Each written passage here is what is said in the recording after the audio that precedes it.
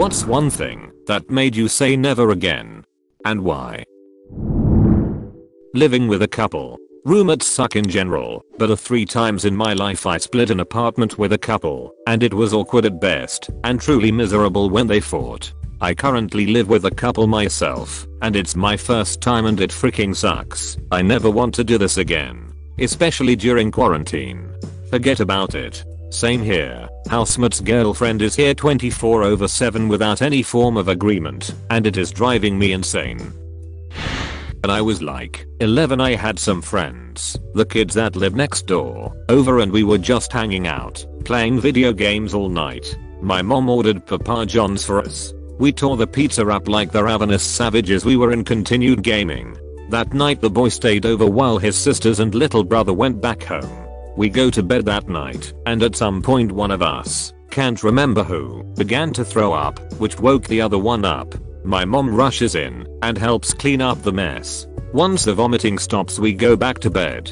But then before long ITD start again. Just like before. Sometimes I was first, sometimes it was him. Sometimes we could get to the bathroom on time, sometimes we couldn't. My mother, the saint of a woman she is, cleaned up all of that vomit. Apparently things were no better at their house. To this day some 15 years later I refuse to eat Papa John's. I'm sure it was just a one-time thing, but once was enough. Same thing happened to me, though it was KFC. I refused to eat it again, after being the sickest I've ever been, throwing up for 4 days straight. A few years later I was out with a friend and they wanted KFC, so I decided that it's unlikely to happen again and had some. The worst decision. I again was so sick, I'll never ever eat it again. Similar story, but with Subway. Will never freaking eat there again.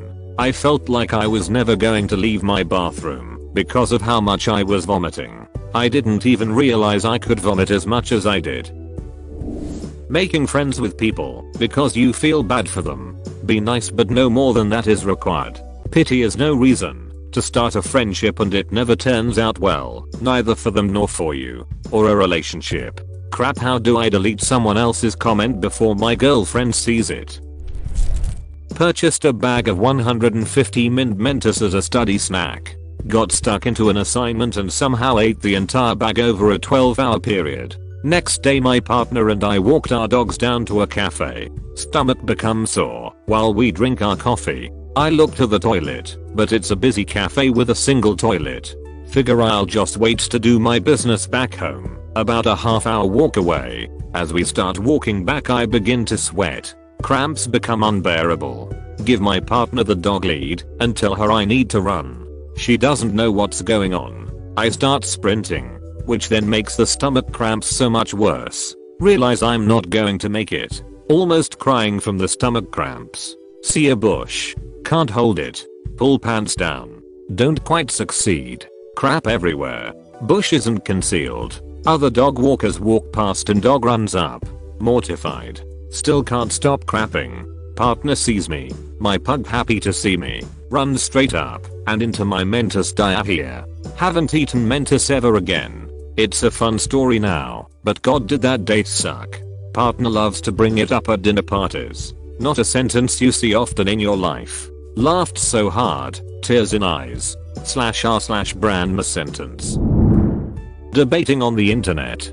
Too many people think of like a competition you can win with a snappy comeback.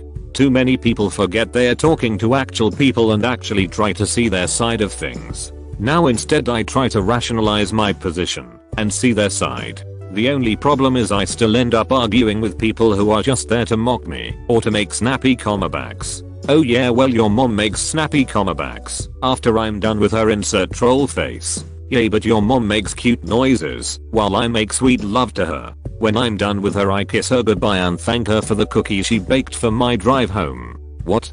A woman. Peppermint essential oil. Why? My darling spouse read online you could use it on lady bits to provide a tingling sensation. Decided to do so to me. Didn't read the bit about majorly diluting it first. The result? The sensation of 1000 fire ants biting my most intimate parts while simultaneously being submerged in lava. And since it's an oil, washing it off did jack crap. I sobbed in a half-full bathtub whilst rubbing my cooch with a towel, doused in vegetable oil, the remedy, according to the internet. 0/10 do not recommend. Never again. Oh god.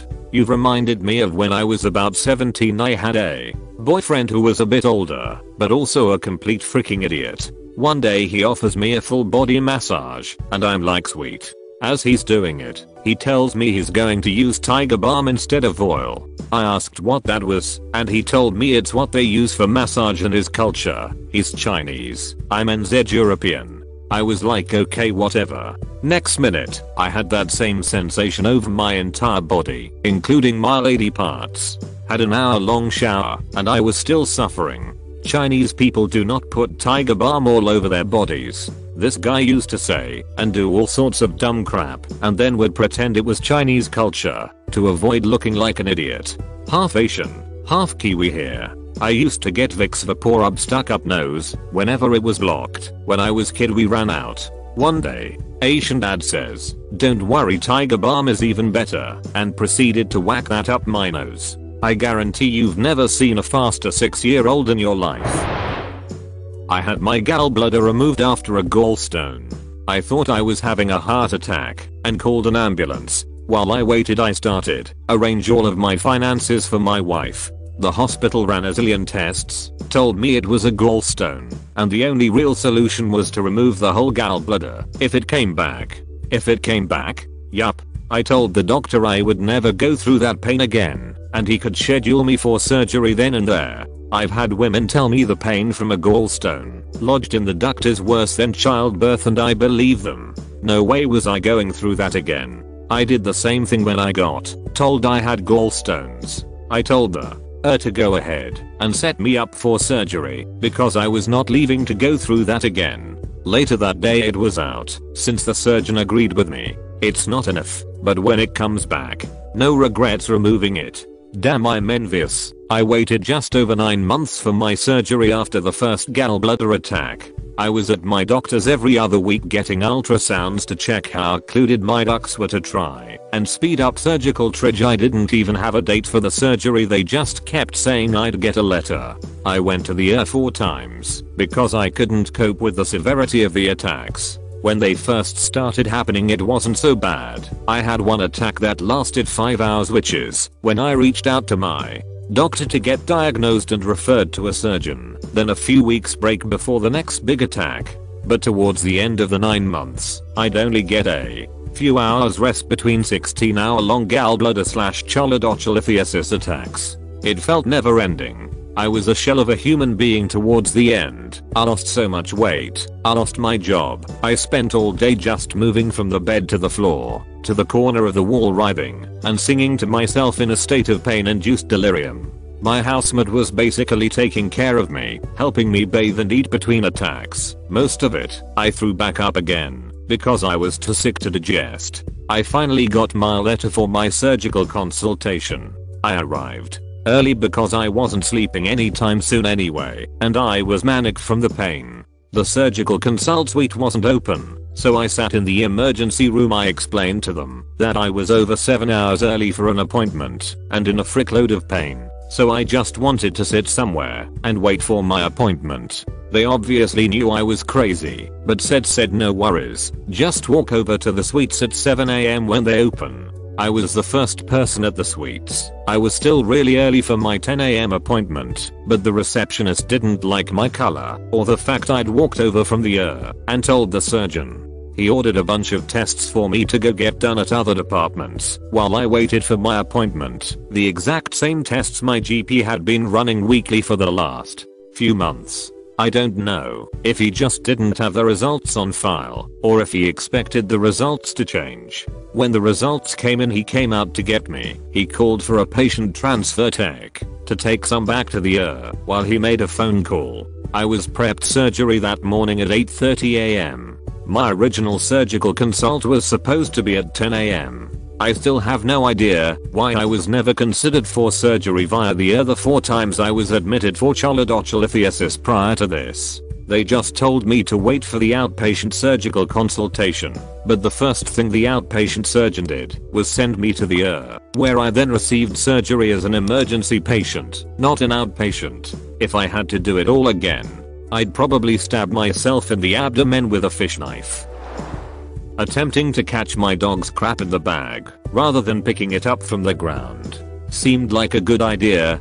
Dog sharted up my arm. Had a long walk back home through my neighborhood covered in crap. Never again. Yeah, your dog probably thought it was weird, and said never again as well. I know humans are really weird about collecting our crap, but one time my human was in such a rush they wanted me to crap on them. Freaking weird. Never again. Introducing a friend to another one. Have fun being third wheeled. Feels even worse when your two friends become closer with each other than they are with you. Yeah, I have a never again story about that. My close friend and I used to go on double dates with my boyfriend and his girlfriend. The four of us got on pretty well. His girlfriend and I became friends to the point where we'd sometimes hang out alone and talked quite a lot. My boyfriend and I split up, supposedly temporarily but still, and I was utterly devastated.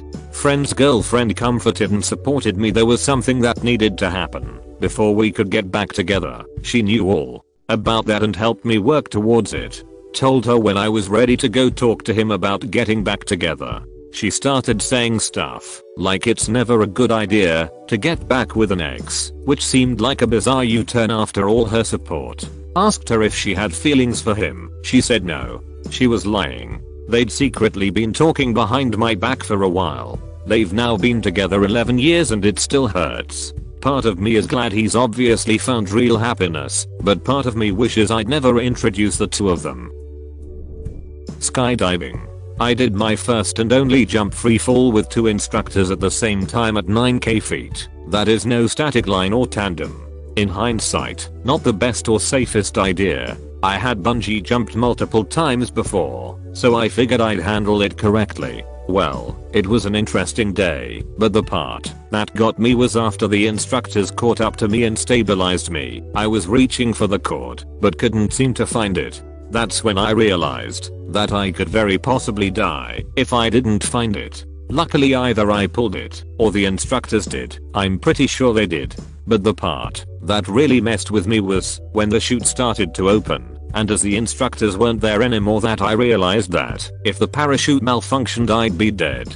I knew that it had a 99.9999999% chance of working correctly, but if something did happen, I wouldn't be able to stabilize myself and probably not be able to break away the main chute and pull the reserve soon enough. I didn't have time to think about any of that at the time as I was focused on what I needed to do in case, but it pretty much took away any future plans I ever had on continuing that hobby. It's an odd feeling knowing that you literally have 5 seconds to make a decision without the experience to help yourself. Yeah, I would always suggest doing a tandem or two first. Adding sensory overload to absolutely zero experience isn't the best recipe and probably turns more people away just as you felt. But look at the bright side, you didn't get hooked and blow your whole bank account on the activity. Open up emotionally. People always say you can talk to me, but it just seems like they're only saying that so they don't feel guilty now or later on. But then when I do open up a little bit, people are either aggravated by my feelings or indifferent. So I just lie. Tell people I'm fine when I'm not, because, truthfully, as the caretaker kind person, my feelings and needs just come last, if at all. Even my freaking therapist talks about herself not anecdotally during my sessions. My best friend of over a decade spent a conversation where I opened up about real deep struggles I was having, scrolling on her phone. She finished that conversation by looking up once and saying, "I'm sorry that sounds rough, but I can't be a therapist when all I wanted was a friend. I can work hard to make sure the people I care about have what they need, even if it means carving out pieces of myself or going without to make sure they're good. Because I care, not because I expect anything except appreciation, kindness." I didn't unload everything all at once. I used hint a little at one thing that was bothering me, really bothering me, because I just needed someone to listen for a few minutes, you know, and it just killed the friendship almost immediately, or just made me realize that I should have known better, should have realized that I just serve purposes. And yeah, maybe those folks aren't my friends, but then who do I have? My family's even worse. They don't even pretend to acknowledge my existence anymore. So, that anonymous posting on Reddit, because this is as close as I can get to, well, anybody giving a crap. You have a very crappy therapist. Your money would be better spent somewhere else, especially if you are trying to achieve goals. I'm so sorry you're in this fight seemingly alone. If you need an ear, I do mean this, my inbox is open.